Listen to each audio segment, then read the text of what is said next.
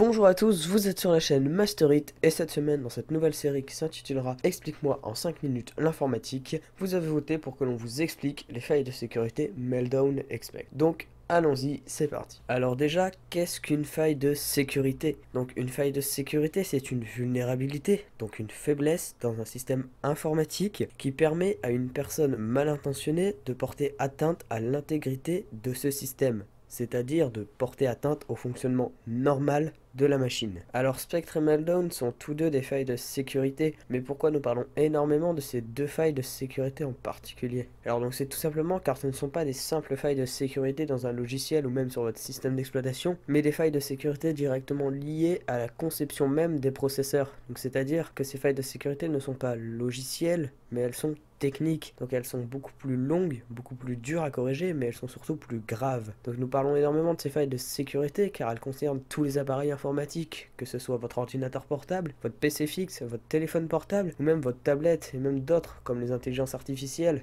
et les véhicules autonomes. Mais pourquoi ces failles de sécurité sont-elles si graves? Alors donc ces failles de sécurité sont extrêmement graves, car en moins de 30 secondes, vous pouvez vous faire hacker vos appareils électroniques. Imaginez si nous pirations une voiture autonome, ce qu'il se passerait. Avec ces failles de sécurité, nous pouvons voir les tâches en cours d'exécution sur un ordinateur, nous pouvons récupérer des données confidentielles, comme des photos, des vidéos, des documents, mais surtout des adresses mail et des mots de passe. Ces failles de sécurité sont encore loin d'être corrigées.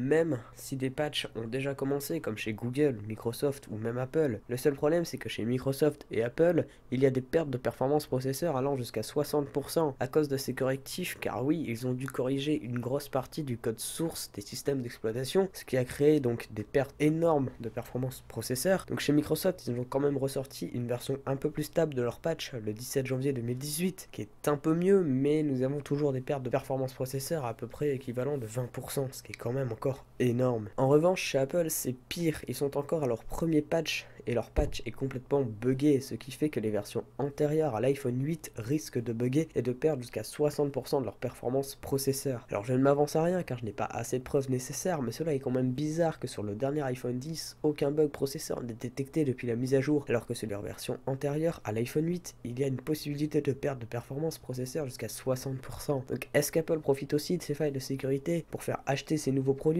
Je ne sais pas, mais cela reste quand même très étrange. Parlons maintenant de l'histoire de ces failles de sécurité. Donc les failles de sécurité Meltdown Expect ont été trouvées par un ingénieur de Google âgé de seulement 22 ans qui faisait partie du projet Zero de Google. Donc c'est aussi sans doute pour ça que actuellement le seul patch fonctionnel est vraiment celui de Google. Donc y aurait-il une possibilité que d'autres failles comme celle-ci voient le jour? Alors malheureusement oui, car même seulement quelques jours après l'annonce de ces deux failles de sécurité, une nouvelle faille de sécurité voit le jour qui permet de craquer un ordinateur à partir du processeur encore plus rapidement. Comment pouvons-nous nous protéger? Donc pour se protéger de ces failles de sécurité extrêmement graves, il faut absolument faire toutes les mises à jour qui vous sont proposées par vos appareils. Utilisez aussi Mozilla Firefox comme navigateur internet au lieu de Chrome ou d'Opera ou même d'Internet Explorer, car Firefox est le seul navigateur ayant patché Spectre et Meltdown. Ayez aussi un antivirus premium comme Kaspersky ou E7 ou même Norton. Et si vous êtes infecté et que vous ne savez pas quoi faire, vous pouvez nous contacter directement sur notre Discord ou notre page Facebook. Les liens sont bien évidemment en description. Nous vous remercions d'avoir regardé notre premier épisode sur cette nouvelle série qui traitera différents sujets informatiques. Et n'hésitez pas à nous suivre sur notre page Facebook et notre Discord. N'hésitez pas non plus à vous abonner et à lâcher un petit pouce bleu si cette vidéo vous a plu. Et le prochain épisode parlera de la crypto-monnaie, alors activez la cloche pour recevoir la notification. Donc pour nous, nous en avons fini avec ces deux failles de sécurité, même si elles sont loin d'être corrigées. Espérons que cette vidéo vous a plu. Donc en attendant la prochaine vidéo, je vous dis ciao.